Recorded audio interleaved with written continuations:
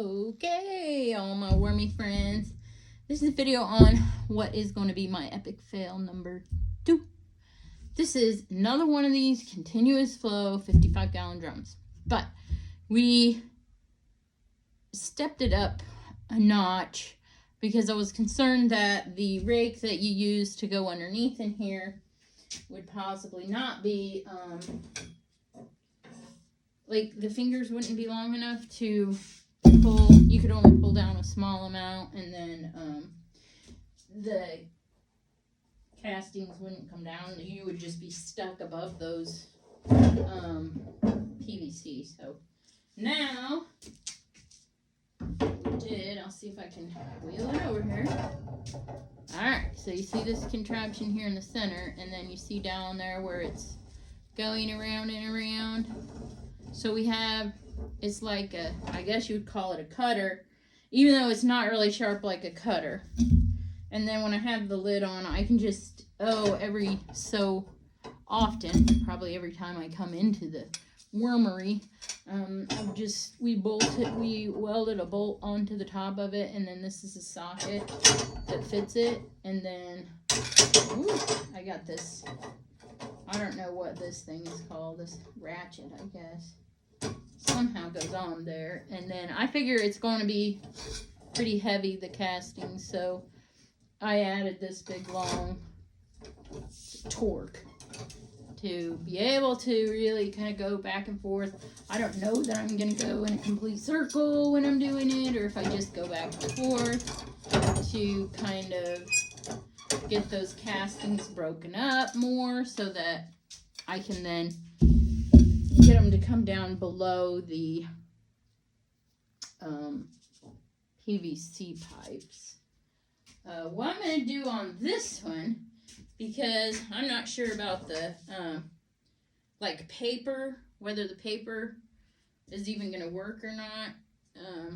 I know it's probably not, but I don't want these castings to fall down in there, so I'm just going to use some stuff to kind of, so on the edges where there's, we kind of didn't know what to do about those edges where there was a lot of space open. So I just wanted to put like some paper towels in there.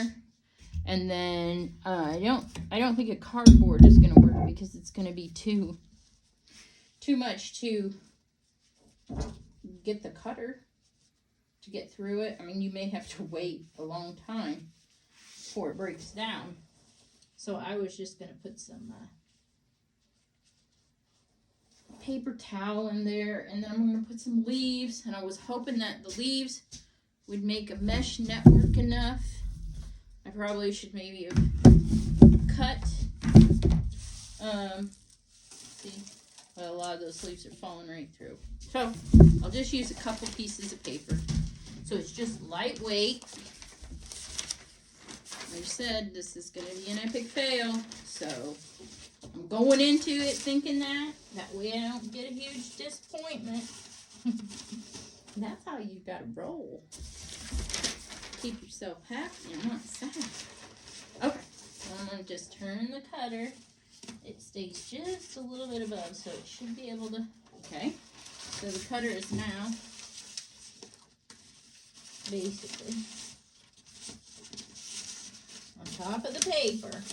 So hopefully this paper, when we get rocking and rolling and we really need to go and make this cutter go round, then hopefully that paper will be able to break down enough that it's not going to screw up and jam the cutter from going around. I'm sure the weight, when this, because I do know when these castings and things get heavy, I don't know, that's what I'm worried about, the weight of these castings not allowing this cutter to go around. Let's see. This is all going to be, I'm not going to run the cutter wheel thing yet. That won't be until the future when, it's pushed down there quite a bit. That's going to be in the future when everything's broken down. I'm just trying to hold the leaves up for now. So we'll ways in here.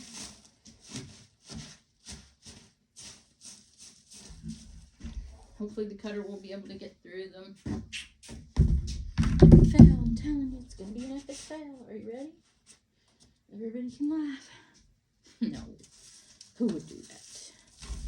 Okay, this is just how I'm loading it so that you'll know, everybody will know in the future what not to do. So I'm thinking that those leaves will be able to break down enough that when I run that thing in a circle, it'll still be able to turn. I don't know. I may break the whole thing the first time I go and try to see how heavy these are. Makes me believe they're just too wet. I don't know. It's all new to me. So that last video I made, I counted out, and there was not as many worms in that bin as I thought. So I added 100 worms to the last split bin that I made. I took all the worms out. Man, they sure go to the bathroom. Look at that. I just stirred this.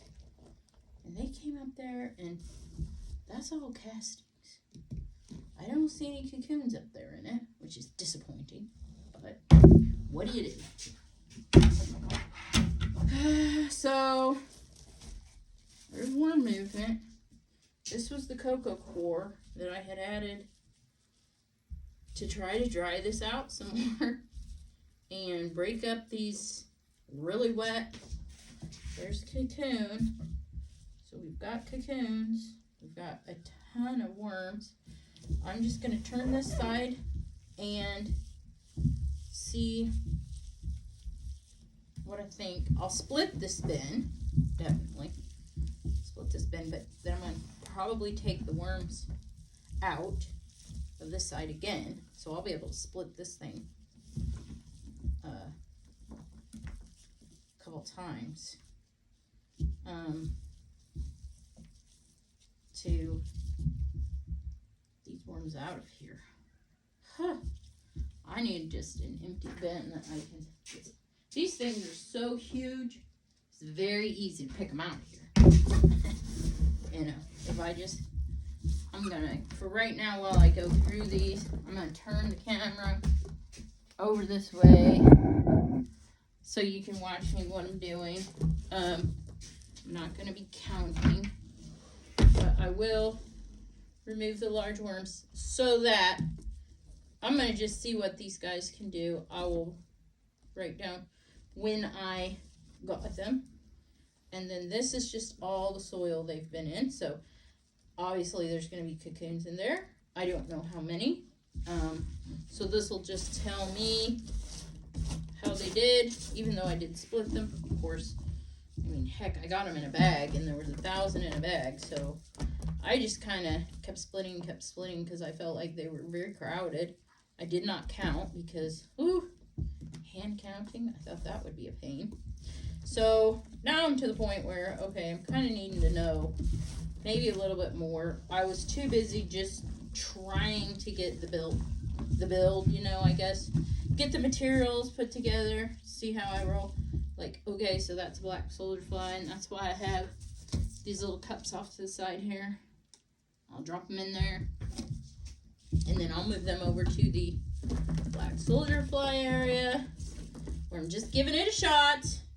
I'm not saying that's gonna work. It's probably not. It'll be a fail. I'm just trying to figure out which ones fit me best, which style worm I like to raise. I'm a little creeped out by these gigantic ones, so I just feel like I maybe like those little red wigglers a little better than these monsters. But I guess if people want fishing worms, maybe these are the better plan. I don't know. I haven't seen any dead worms in here yet, but I'm not going to tell you that maybe we don't have a low oxygen environment because of the moisture level here. Can't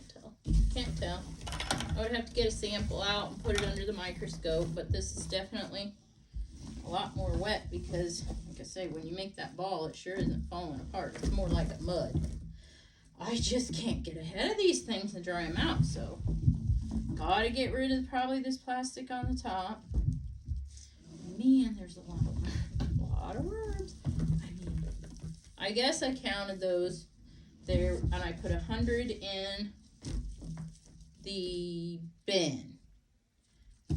Because I feel like these night crawlers, you need to put maybe fewer in the bin because they're just so big. I'll research that. See how I do this first and then I research later. So far I haven't made any huge catastrophes. Maybe I'm set back, but oh goodness, I'm always a day late and $1 short here. Looking good so far. And we're going to split these to put over there in our bin. We will put them on top of the leaves, just the bedding and the cocoons. I see cocoons, so I don't understand why. Maybe would somebody comment, why do I have some of these look really bright yellow cocoons and then some of them are like a really dark, almost black color? And is there something I need to be doing to alter that? I don't know. Maybe it's the food source they're getting. And maybe that's like, if there's a lot of leaves, there's a lot of humic acid, creating that rich dark brown color. So I don't know. But what I have a feeling is, maybe I should sell some of these things because I don't need 1,000 and now some more. But, ooh, here's another black soldier fly. Boo-boo. Goes in the bucket. That recoups some of the cost of feeding these suckers. If you were putting these on some sort of a food program, I'm just using scraps from the garden right now and leaves and horse manure. But some of these people are doing this chow where they're buying these 55 bags of food and then they're grinding it and then they're feeding them.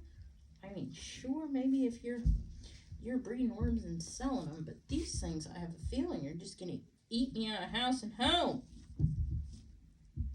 If they keep multiplying like this. One, I don't want this probably to get much bigger. These breeder bins, I'm thinking I'm going to add 2 more towers, which is going to be 20 more bins. And I'm hoping once I get this bedding situation figured out and they're not so wet and I don't have to keep coming in, I want a nice lofty fluffy bedding. I'm going to order, I'm waiting for Black Friday. Normally I don't do that, but he seems weak. But I'm going to get me one of them really good paper shredders. All these worms. I had no idea. What I did this spring was I ordered the red wigglers. And I don't remember how many red wigglers I ordered. I was wanting to say, I thought 700 or something. But when they came, I was like so disappointed. They came in a bag and they weren't, I don't think they were adult red wigglers. So I think the people have this down to a science so that when you get the red wigglers, you're just getting baby red wigglers. And then you have to, use your time instead of their time to grow them up. Another black soldier fly. He goes there.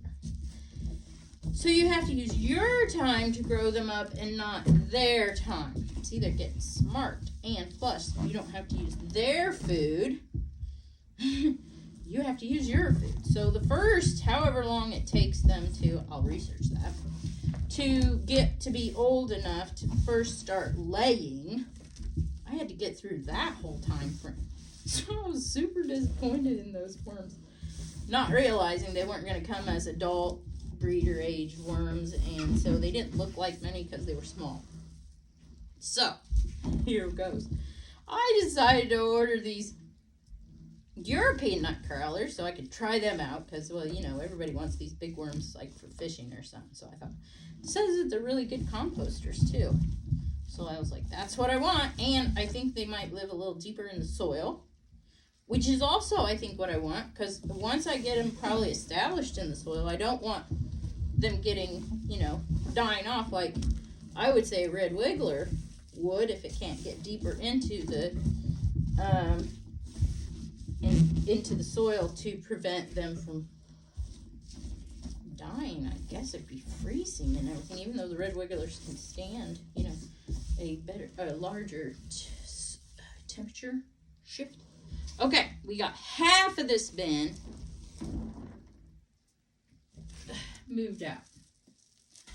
So what I'm gonna do, fold this up. I'll leave this paper over here. I'm gonna check.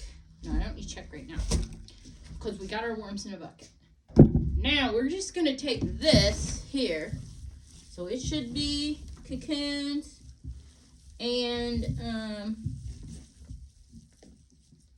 so it's bedding. Oh, I see a cocoon. I don't know that there's very many cocoons. I don't know, but I know they've been in here at least 3 weeks. I don't know if they were breeder age when I got them or not. All I know is when I got that bag of worms, I thought, holy moly, these worms are humongous. And then I was like, oh my gosh. Oh, so I put them in maybe 2 of these tubs or something. And then they just kept growing and growing, and they got bigger and bigger, and I kept splitting and splitting. So I haven't had these ones very long, but I don't know if they were breeder age when I got them. So I don't even know if I've hit breeder age yet. Maybe I don't even have hardly any cocoons in here, but we'll see. It's okay. All about the learning process. That's like the funnest part of all of it. Once I stop learning, then I'm like done, moved on to the next thing I gotta learn about.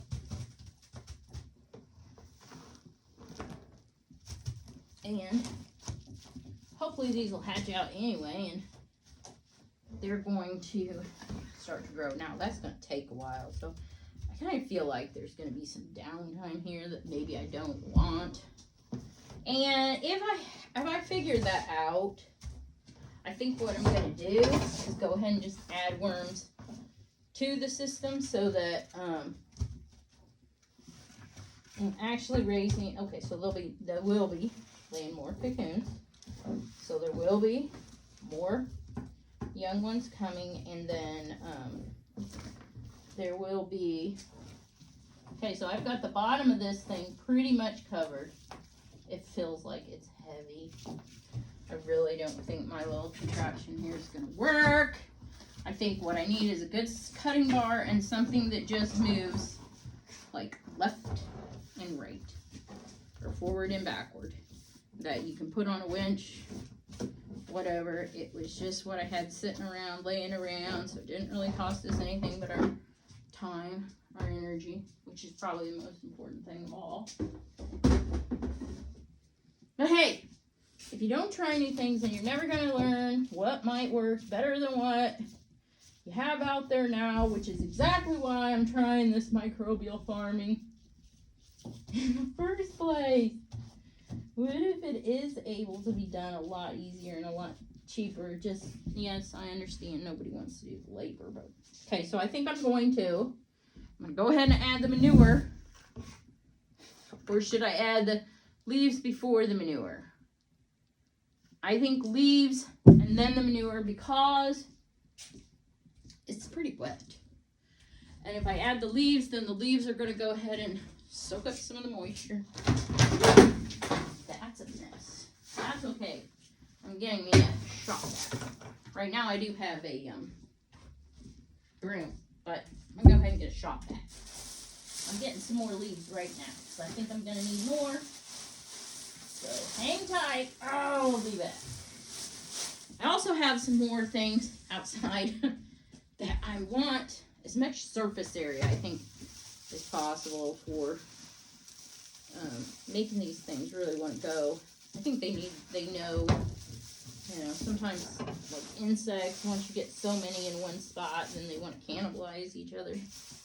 So I've seen some talk about that with the worms.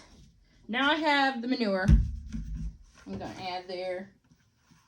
This is all going to be feed for whoever hatches out. I'm going to be happy if I dig in here and find some sometime. If not, then I'll know, but it was a bust. Something happened. I don't want to have to watch over this too much. Not like do on the breeders, but maybe the nurseries are just as bad. I'll tell you what, I've been in this wormery all day long, so probably what I should have done is turn you back over to this side. There's a lot that I have to learn to pay attention to. I'm all for educating people, but I have learned in life that it's probably no education, no knowledge. Probably was the best plan, but how you can take that back now, it ain't gonna be you or I that can do that. So there's enough here. Go ahead, and I'm gonna work on aerating these guys, and then I will move them over to that bin, and we'll see how they're doing.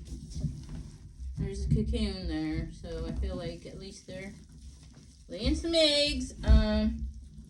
Let's go ahead. We will take their temperature. There's quite a few eggs there, actually. Cocoons. 74. I'm thinking 80s. A little too high. I think that said that they like to be in the 75, 80 range down there, lower than.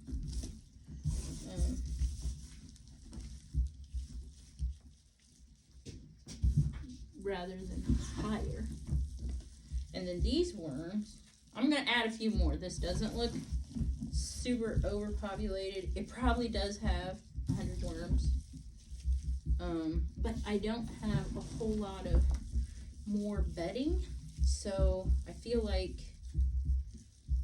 I'm going to have to split one of those out. Shoot. Hopefully I'll find one over there with lower numbers that I can add some of these to. Because I don't really have bedding that's already been aged. There's a piece of squash. Bedding that's been aged enough to really, I don't think, start them in any bin.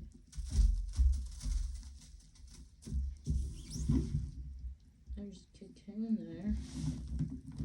And the cocoon is actually falling away from the bedding, so.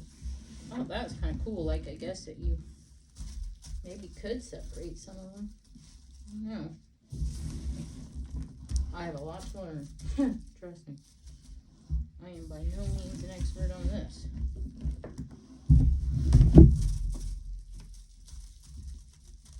For some reason, though, I feel like I'm making progress. I need a whole nother year. I don't think I'm going to be ready even to begin next year.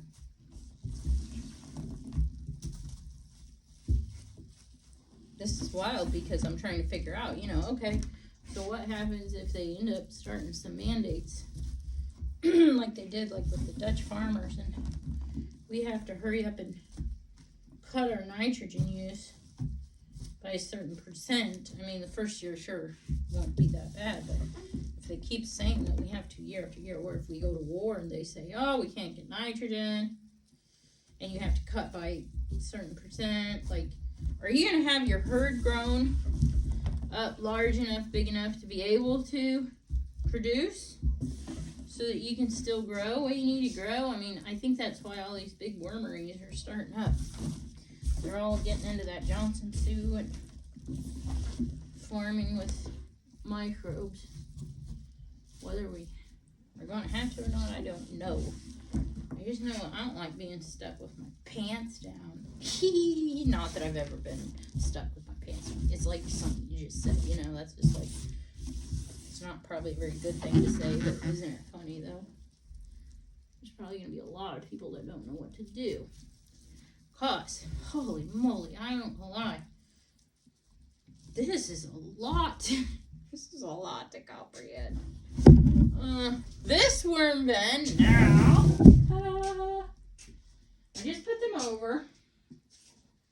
And I feel like what I'm going to do is put the manure on first. It's so wet though. It is wet, but I've got leaves below them and some chips to help them, you know, with aeration down below. But that is just still sopping wet. So now I've changed my mind. I'm going to go ahead and put the leaves on, then I'm going to put the manure on. And then these leaves on top will help with soaking up a lot of moisture. Yes, too. It will help keep it kind of aerated, so we're more aerobic. And then as the leaves soak up the moisture, they're going to start breaking down. So we'll be able to feed the worms and produce a nice bedding for the cocoons, because it will have moisture in it. Seems to be what they love. They do love the leaves. Leaves is just, I think, one of the greatest on top of the manure. Those are two new things that I'm finding I just do absolutely. I think I'm going to add a few more worms to this. I really think, there's possibly enough in here that I don't want to flood them, but oh my gosh, I have a lot of worms here that I don't know what I'm going to do with either. Holy moly.